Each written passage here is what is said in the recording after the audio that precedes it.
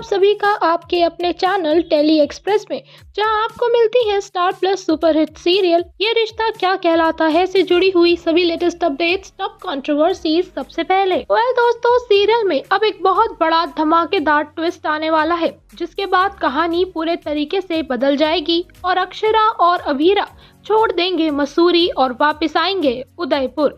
क्या होने वाला है कहानी में आगे, चलिए आपको बताते हैं पूरी डिटेल्स।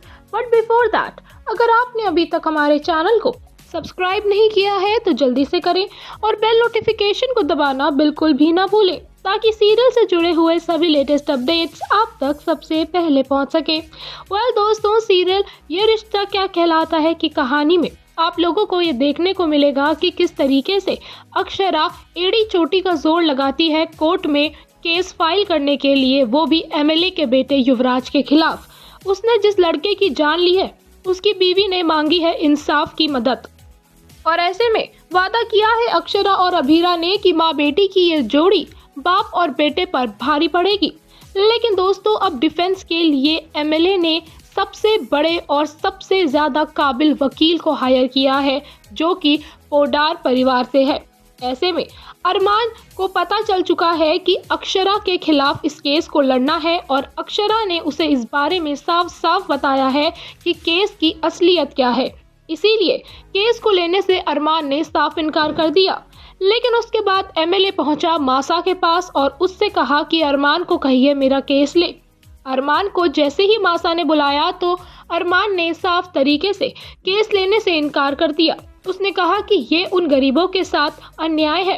एमएलए बहुत ही गलत आदमी है, वो जबरदस्ती अपनी धौंस जमाता है और उसके बेटे ने नशे की हालत में उस गुनाह की इस तरीके से जान ले ली जैसे पूरी की पूरी दुनिया उसकी है। मासा हमें उसका साथ नहीं देना चाहिए, लेकिन मासा की तो इज्जत पर बात आ चुकी थी, इसीलिए मासा ने एक बहुत बड़ी शर्त रख दी, और किसी के नहीं बल्कि अरमान के आगे। जी हाँ, बिल्कुल सही सुना आपने। मासा ने कहा कि अगर वो इस केस को लड़ता है अभीरा के खिलाफ, क्योंकि कहीं ना कहीं वो अभीरा से नफरत करती हैं, इसीलिए अगर वो अभीरा के खिलाफ इस केस को ना सिर्फ लड़ता है बल्कि जीत भी जाता है तो वो उसे अपने सगे बेटे के रूप में स्वीकार कर लेंगी, उसकी माँ को माफ कर देंगी और कभी भी उसे उसकी माँ का ताना नहीं मारेंगी। घर में अरमान को ना सिर्फ इज्जत मिलेगी बल्कि बेटे होने का जो रुतबा और जो प्यार है, जिसके लिए बचपन से मासा से पाने के लिए अरमान तरसा है, वो भी मासा उसे दे देंगी। लेकिन अब ऐसे में अरमान क्या करेगा? अरमान अपनी मासा का प्यार पाने के लिए क्या अन्याय के खिलाफ लड़ना छोड़ देगा?